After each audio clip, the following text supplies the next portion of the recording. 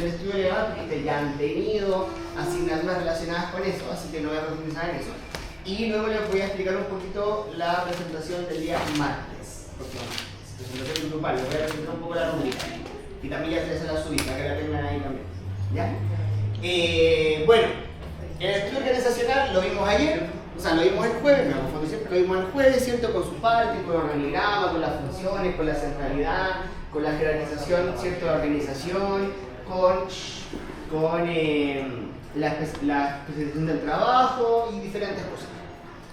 El otro estudio que es súper importante, que es muy largo, que ustedes tienen asignaturas específicas de eso, es el estudio legal, que es, en el fondo, por definición, como dice acá, analizar la viabilidad legal de una determinada idea de proyecto. Es decir, si esta idea de proyecto que hemos venido considerando desde el principio, con el estudio de mercado, con el estudio técnico, luego con la forma que va a adquirir y con el tipo de sociedad que van a presentar ustedes el próximo martes, ¿cuáles son las variables legales de lo que nosotros queremos hacer? Primero que todo, ¿es o no es legal esta actividad que estamos pensando? Y luego, si la respuesta es positiva, evidentemente, ¿cuáles son, en el fondo, los factores legales que inciden en la promoción, desarrollo, activación de mi idea de proyecto agrícola, etcétera? Y cómo la legalidad influye, sobre todo, en la rentabilidad final que potencialmente vamos a tener en nuestra idea de proyecto. ¿Ya? Entonces, lo que busca es analizar si es viable o no legalmente el proyecto que queremos realizar, de manera de ver si es que presenta alguna limitación de orden legal o una iniciativa productiva específica, se puede o no se puede hacer y cuáles son los temas que hay que abordar respecto a eso. ¿Cierto?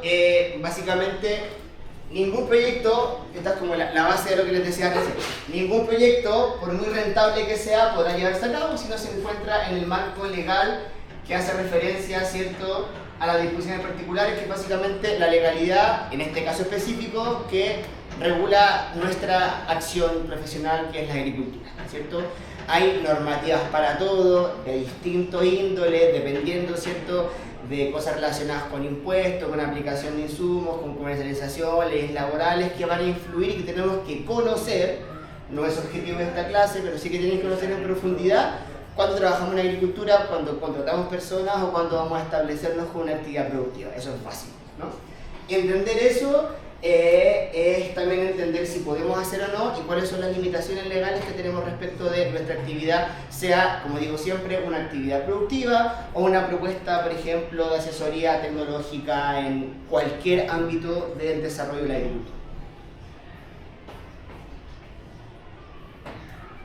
La pregunta central, lo medular, lo más importante del estudio legal es cómo la legislación actual, ¿cierto?, que en Chile puede eventualmente cambiar, sobre todo este año, afectará el resultado económico de mi emprendimiento productivo. Es decir, una vez que ya sé que lo que puedo hacer es legal y no se sale del marco de la legalidad, cómo la legislación vigente limita o potencia o afecta nuestro resultado económico, nuestra capacidad productiva, nuestra capacidad de emprendimiento, etc.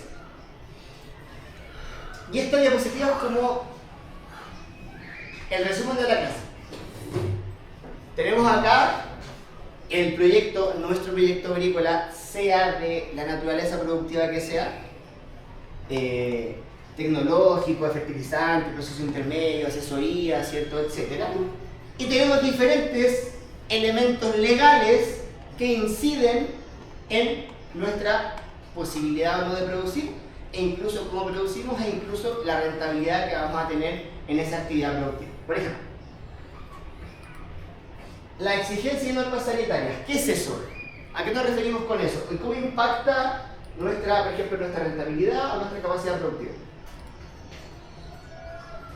Hay que invertir en asegurar la inocuidad de los productos. Perfecto, hay que invertir en ciertas cosas relacionadas, ¿cierto?, con cosas tan básicas como agua potable, por ejemplo, sistema de producción limpia, hay cosas, por ejemplo, para, desconozco el tema vegetal, pero en los animales, por ejemplo,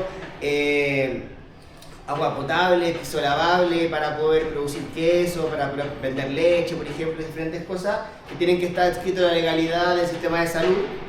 ¿Qué otras normas sanitarias se imaginan ustedes en la agricultura que hay que tener siempre en consideración y que son relevantes?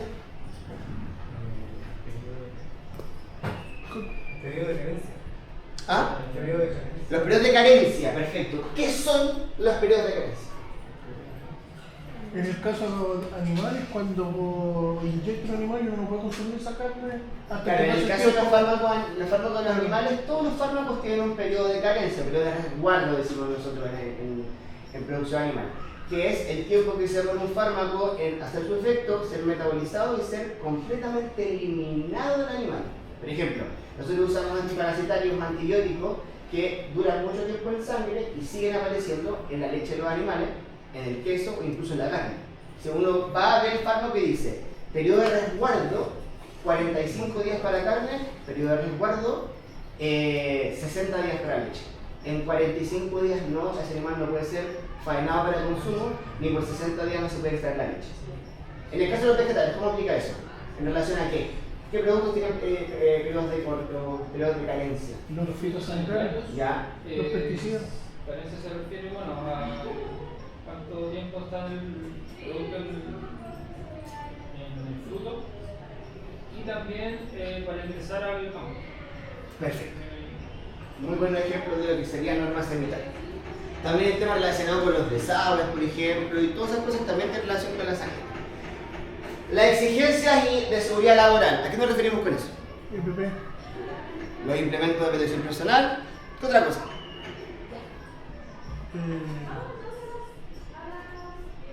Acá incluiría capacitación para los trabajadores en seguridad. Claro que sí, también son inversiones relevantes y necesarias. Las bodegas donde van la exigencia en el caso, cómo va a distribuir la bodega con los fitosanitarios internos. Perfecto, ¿cierto? Tiene una forma específica en relación a la seguridad de los trabajadores y trabajadoras. Perfecto. El cumplimiento del Código del Trabajo y las leyes laborales y previsionales, todo lo que dice relación con contratar a cualquier persona, leyes laborales, 40 horas, indemnizaciones, contrato y todo lo que significa eso. Exigencias no más ambientales, ¿a qué nos referimos con eso? ¿Y cómo afectan la capacidad productiva de un proyecto? En agricultura, primero. Dígalo, Va de mano con lo que fuerte, dice fuerte, el- fuerte. En ese caso de los fitosanitarios podría ser porque puede, como yo les contaba hace un tiempo, contaminar una fuente de agua, contaminar el suelo, perfecto. ¿Qué otros contaminantes podemos emitir y que están regulados por la ley de la agricultura?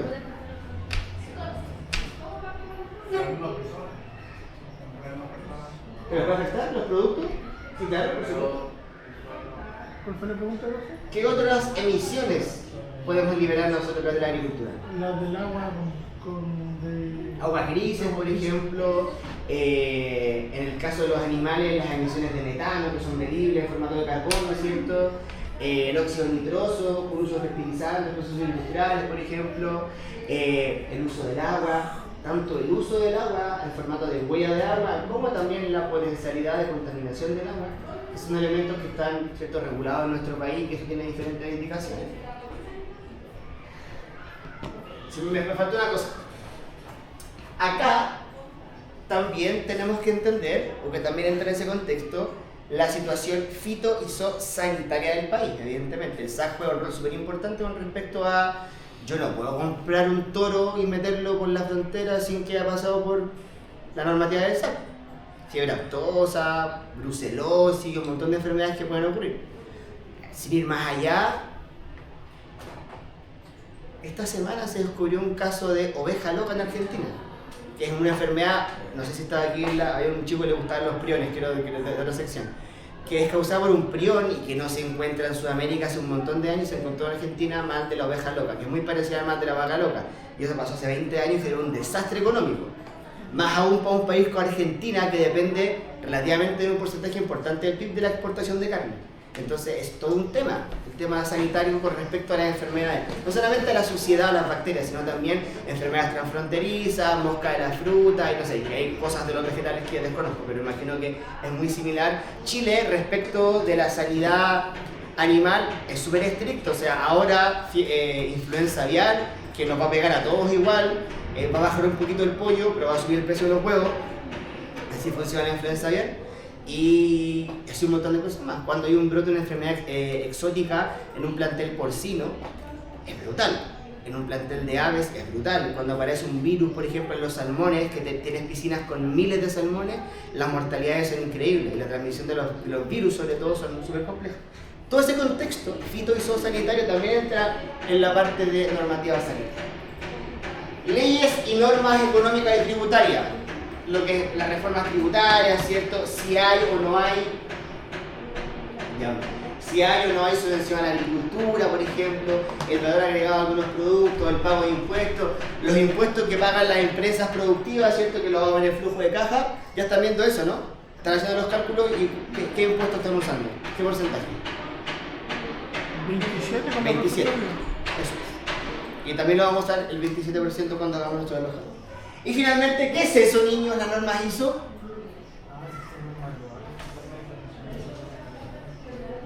¿Quién me lo explica? Explíquemelo como si fuese una persona que no tiene idea de esto. Porque tienen que saber.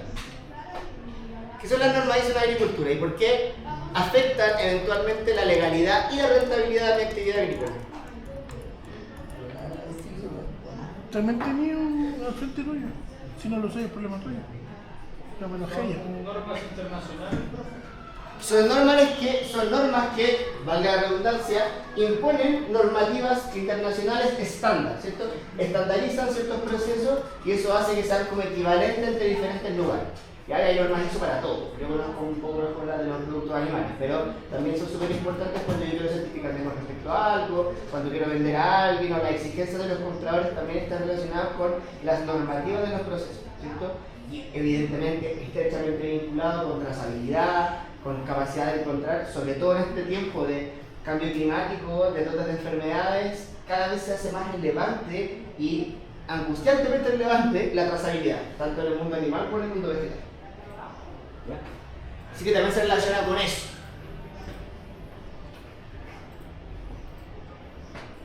Acá son ejemplos de todo lo anterior, ¿ya? Solamente lo voy a pasar por encima, son solo ejemplos. Todos estos son ejemplos de todos estos factores que pueden influenciar legalmente un proyecto. Las tarifas de protección y participación privada de servicios públicos, las ordenanzas de construcción, los planes reguladores, los salarios de los trabajadores, la renovación de los equipos, los derechos de agua, que ni hablar en Chile todo el tema que significa los derechos de agua, la constitución de sociedades y su exigencia, de eso me van a hablar ustedes el próximo martes, las auditorías, las políticas de depreciación, que la vamos a ver también, fórmulas de depreciación en el flujo de caja, pago de patentes, seguros agrícolas, permisos viales, inscripción de bienes raíces, contratos, subcontratos, costos previsionales, por ejemplo, exigencias de seguridad industrial y seguridad de fitosanitario, de salud vegetal, de salud animal, de importación de especies nuevas, por ejemplo. En el caso de nuestro país, el SAC regula cuáles son los fármacos que se pueden usar en Chile. Yo no puedo llegar con, oye, ¿sabes que tengo una vacuna para los caballos que me tinca? No, tiene que ser un proceso en el cual el SAC regula ese tipo de cosas. Imagino que en los fitosanitarios es igual, ¿o no? El SAC tiene que decir qué se puede importar o no, aunque esté disponible en el mercado, tiene que tener un permiso y ese tipo de cosas también son relevantes desde el punto de vista productivo. Exigencias vinculadas con la seguridad laboral, impuestos a las empresas, que ahora posiblemente cuando se apruebe la reforma bajen del 27 al 23% en nuestro país y las consecuencias que eso va a tener, ¿cierto? Etcétera. Todo ese tipo de cosas son ejemplos y se me quedan un montón de cosas en el tintero, certificaciones, seguros agrícolas, por ejemplo, la legalidad, como les dije, de la constitución de las sociedades, que usted me va a presentar el próximo martes, el uso de variantes genéticas nuevas, los modelos productivos, etcétera, etcétera, etcétera. Como les dije, lo que les quería contar ahora es una especie de pequeña pincelada de cosas que ustedes ven mucho más en profundidad en la legislación. ¿Ya lo tuvieron o lo están teniendo ahora? ¿Lo están teniendo ahora? ¿Con la Francia? Que está reemplazando a la María Díaz, que a su vez está reemplazando a alguien más. Es como el reemplazo de diga Francia, eres el parche del parche. Sí, antes lo hacían a preferir como abogada, una cosa así. No sé, quizás ustedes no la conocieron.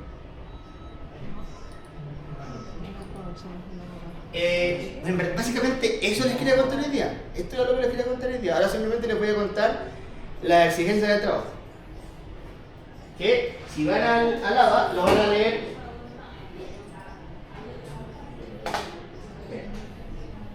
En el ABA lo primero que está dice rúbrica. Ahora sí va a estar disponible. Ahí. Y este es el curso 1, ustedes son el 3.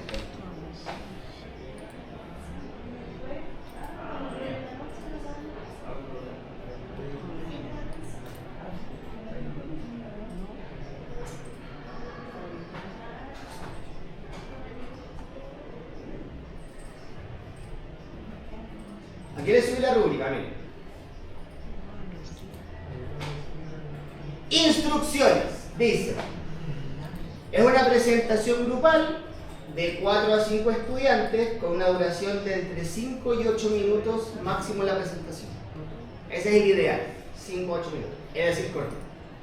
Cada grupo deberá exponer sobre un tipo de sociedad, las que les expliqué en la clase pasada, puede ser sociedad anónima, sociedad por acciones, sociedad de responsabilidad limitada, empresa individual de responsabilidad limitada, cooperativa, fundación, pueden ser de ONG, lo que ustedes quieran. Y debe tener el siguiente contenido. Aquí están los 5 puntos. Está, dígame. No, es un no gigante. Si puede ser un no gigante, no. Porque si no me queda un desorden terrible en la presentación y sobre todo los tiempos, porque se me juntarían 200 grupos en la sección de después y no, pues es imposible. Solo por eso. 1. Introducción al tipo de sociedad.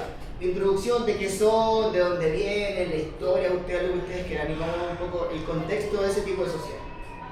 2. La definición. La sociedad anónima es. La cooperativa es. 3. Ventajas y desventajas de ese tipo de sociedad. Ninguna es completamente buena y ninguna es completamente mala. Depende del contexto, tienen punto a favor y tienen punto en contra. Y ustedes nos van a contar las ventajas y las desventajas. 4. Ojalá que sea esto, lo hagan con un diagrama de flujo para que sea más bonito a la vista. Los trámites de constitución de esa sociedad en Chile. ¿Cómo se crea y se organiza una SPA en Chile? Todos los pasos.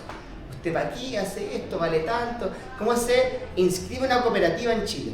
Una sociedad de responsabilidad limitada. Son trámites que uno cuando sale del mundo laboral no tiene idea porque nunca lo ha visto. Y por eso es importante que me gusta a mí que lo veamos acá en clase. Y 4, algún ejemplo de esa sociedad que ustedes escogieron en el mundo de la agricultura. Bueno, chicos, chicas, esta es una sociedad anónima de la agricultura, se llama tanto, hace tantas cosas. Esto es una cooperativa, se llama CAPEL, se llama Cooperincep, y ustedes la presentan un poco para poner todo eso, todo ese concepto legal y de trámites a un ejemplo de la agricultura. ¿Ya? Eso, se va a evaluar la claridad de la presentación, el dominio del contenido, la capacidad de síntesis de cada uno de ustedes y la aplicación al contexto de lo que estamos hablando en la agricultura. Y al final les dejo una pauta de evaluación con los criterios que voy a usar para la nota. Introducción, definición, los pros y los contras, los trámites, el ejemplo, y luego eso es más bien con respecto a la presentación. Dominio del tema, tiempo, apoyo visual, y ahí están los puntajes 4, 3, 2, 1, dependiendo de la categoría. ¿Ya? Ahí ustedes lo pueden revisar también. Pásenlo bien el fin de semana, descansen acá, pero cuídense, ojalá lleguen algún GPS, por favor, porque no se pierdan. ¿Ya? Y esto no es nada complejo, pero les subo todas las instrucciones y aquí está en el fondo la pauta de evaluación. Lo que sí les voy a pedir para que no se repitan los temas que los aprendemos ahora y así después no se repite el proceso, porque si no sería un poco no tan grave. Yo sigo ahora. Voy a terminar. Voy a ir poniendo en la pizarra para ir tachándolo. ¿Eso lo más pro? Sí, o sea, sí.